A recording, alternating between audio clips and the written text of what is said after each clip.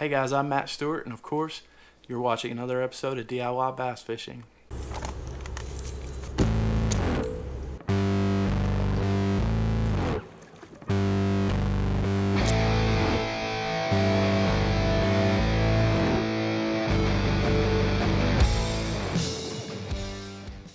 Guys, for this episode, we're right here at the right here on the fence between summer and fall, and I'm pumped because that means heavy pads, mats, heavy cover and structure fishing, frogging and that sort of thing. And there's no better place on the planet right now to do that in than Lake Guntersville. So we're going to have to gear up. We're going to have to build something that I can frog fish with, pitch, maybe do a little bit of, short flipping, and see if we can get on that fall bite down there in grassland, swamp thing land.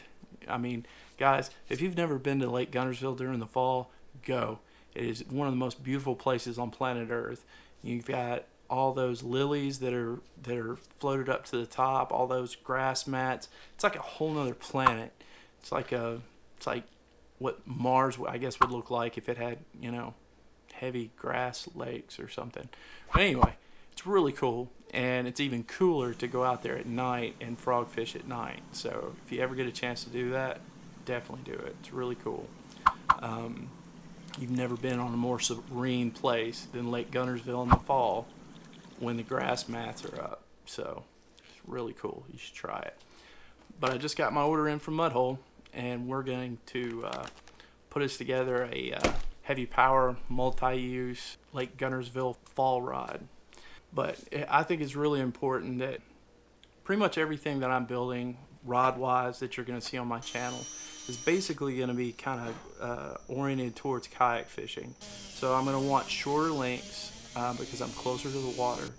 I'm also going to want something that's going to be lighter and more efficient so that I can fish it all day, because most of the way that I get around in a kayak is with my upper body. Say like a huge swim bait rod that's nearly 8 feet long out in a kayak is a bear all into itself, because it's 8 foot long.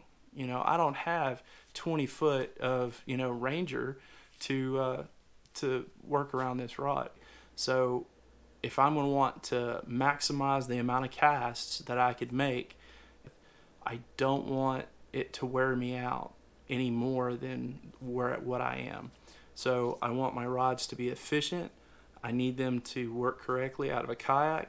And I also want them to work to my body mechanics, to the size of my body, so that, I'm not trying to fight that gear to make it do what I need it to do.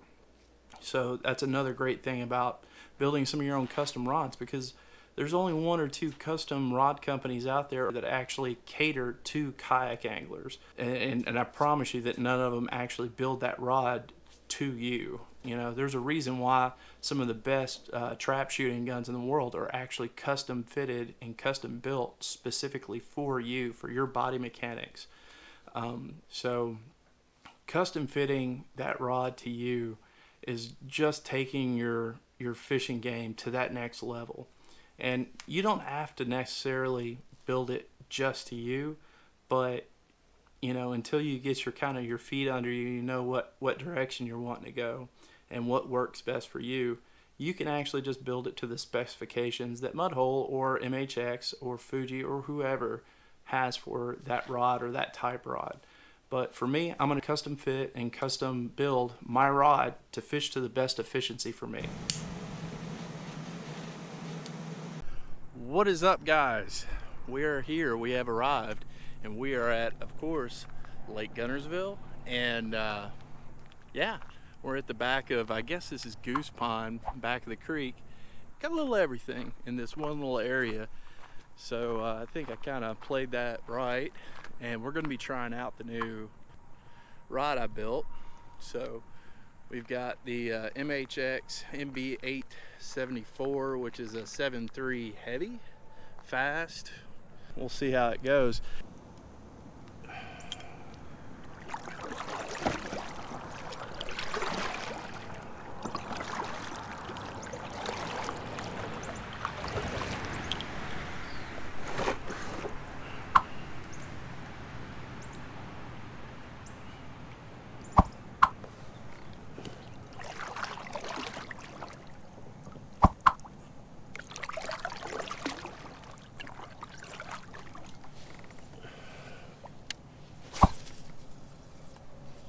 right here at the junction of Salty Creek and a tributary to that creek. But where two tributaries come together, there's almost no current today. They're not generating.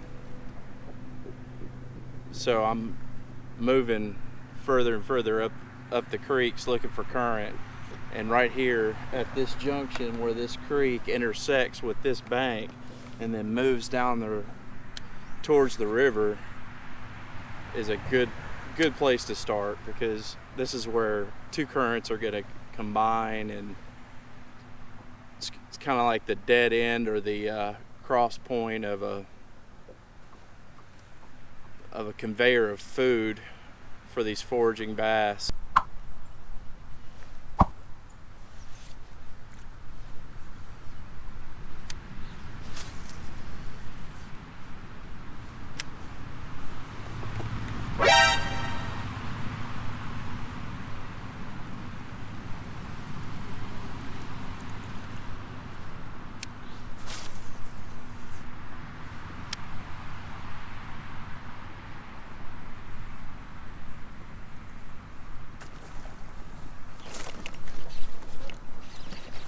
Got one. Oh yeah, it's a good fish.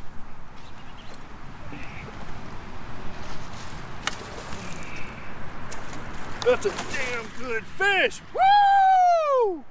Yeah! Yes! That's what I was looking for. Big old Guntersville giant!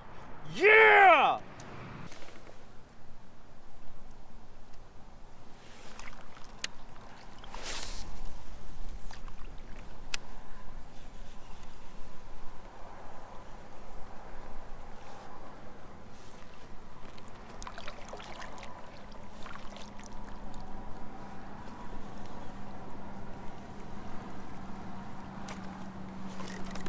Ah. Got it right at the boat. Yeah, get in there. Ah. Yes, sir. It's a good day on the water. Good day on the water. Yes.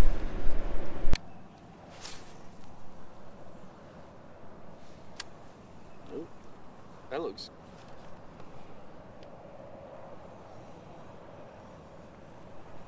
Just missed one.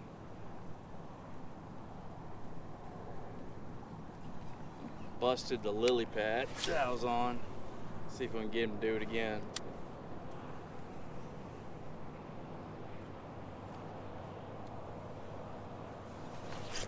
Got him. That's a good one. Yes. Boat flip. Guys, if you don't get him the first time, throw back in there. Stall it a little bit where you thought you had him. Dude, he'll come back for it. If he wanted to bust through a friggin' lily pad to eat the lily pad and your frog, look at that sucker. This area is stumped. Oop, oop. That looks good.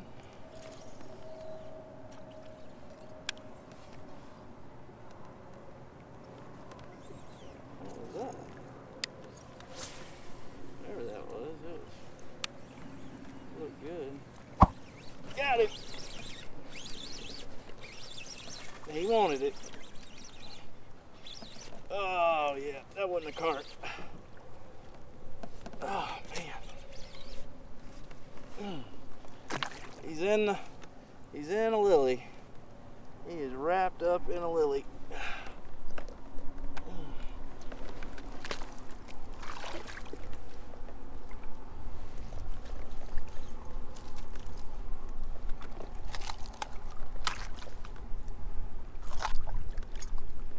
All right. That is why you use 65-pound braid, guys. There we go. And man, it didn't even deform that buzzbait. I'm good to go. Yeah, it's a good one. And to help keep this lure on top, this horny toad to keep it buzzing over the surface as soon as it hits the water, and to also catch up with the fish that strike it. I've got this on an 8-to-1 Lews BB1 Pro. One for the lightweight, lightweight ergonomic controls, the extra controls that the Pro series comes with, the durability of the BB1 series. It's basically taking the pickup truck of the Lews flagship BB1 reel and adding those ultra premium parts and options to that reel. And I'm using that Cortland 65-pound silent flip. Boys, it's a little light. It blows around in the wind quite a bit, but I tell you what, it is hard to get around the benefit of how silent it is, even if I'm not flipping with it. I'm not running this as a flipping bait line. I'm using it as a frogging line, but I'm still dragging it across the top of stuff. So, and it's still running through my guides, almost or virtually silent.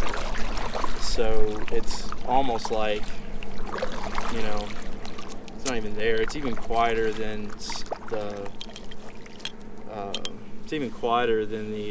Super Power Pro Super Slick that I've run in the past, which is still expensive in its own right, but not as expensive as the Cortland. The Cortland holds a good knot, ties well. It's a little light, like I said, so the wind blows it around quite a bit. So if you're throwing a weightless lure like this horny toad, the wind is prone to catch your lure and line and blow it all off target. So you have to take that into account when you're throwing your lure. Aim into the wind just a hair, just so it'll push it into your target. If you do get an overrun, it doesn't just seize up in the spool like most other lines do, and it takes forever and a day to try to pick it out.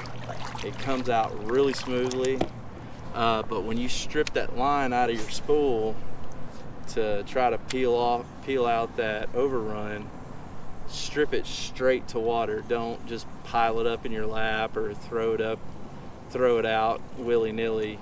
Plan where that line's going to go and put it straight into the water. Up, that looks promising. Yes! Oh, that sucks. I missed him a lot. But yeah, plan where you're going to put that line, because almost like you're fly fishing, so you want to strip that line directly into the water, so the surface tension of the water will grab onto and hold that lure, or hold that line for you while you're mitigating that wind knot, or mitigating that overrun. That way you're that way the wind's not blowing your line into your gear that's stored, or around something that's going to entangle your everything else. Got him. Yes. Got him that time. Man, I am just smoking them with this thing. Yep. There you go, Bubba. Just smoking them.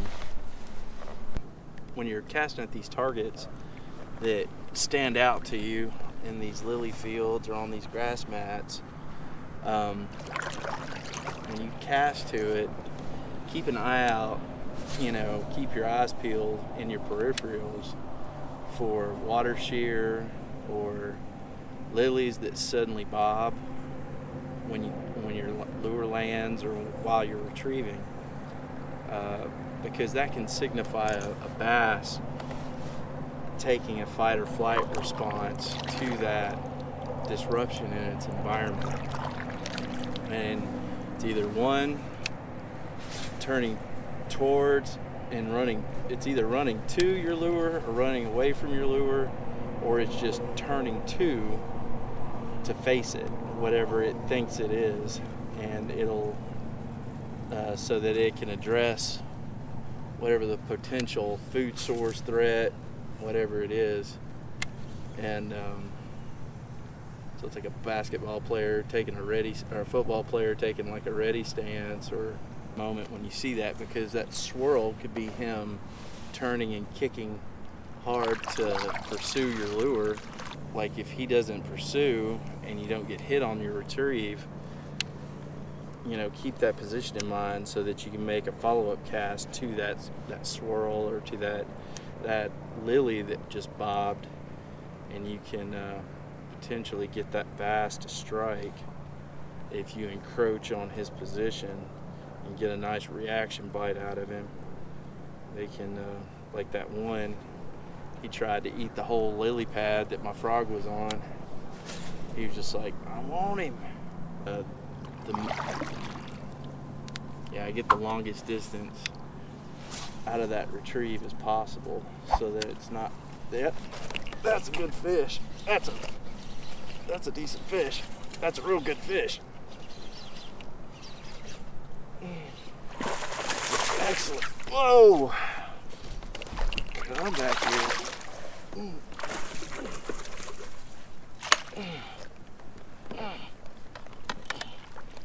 Oh, he's hung up. Oh, he's hung up. Come here. That's the fish I was looking for. Got him. Got it. Good Lord. Oh, shoot. Oh, I am wore smack out, boys. Smack out. Goodness. Shoo. And this is why you do 65-pound braid, because you got 5-6 pounds of bass. Shoo. About 5-6 pounds of grass. So you're pound for pound, you're pulling in 10 pounds on the end of your rod.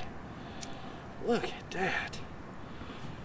Oh man, that is another solid friggin' fish. Yes sir, just solid as a rock. Whew. Shoo. Goodness gracious, great balls of fire. Oh, man.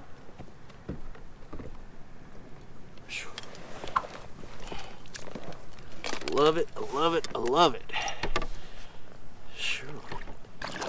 The sun is cresting, the day is done, the mosquitoes are just about upon us. The blood-sucking Chinook helicopters will be here soon. And I don't have any deep, so we need to hit the trail like now, like now. So with that being said, holy crap. So I've been here like 11 hours, 12 hours, something like that. So it is time to skedaddle. So holla back y'all and all that good stuff, and tight lines, safe adventures. Had a heck of a time, and I swear to you, like no lie, he was the size, he was absolutely the size of my kayak.